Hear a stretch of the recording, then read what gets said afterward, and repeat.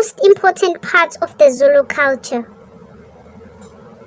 It is used as the language between men and women to express feelings and relationship status.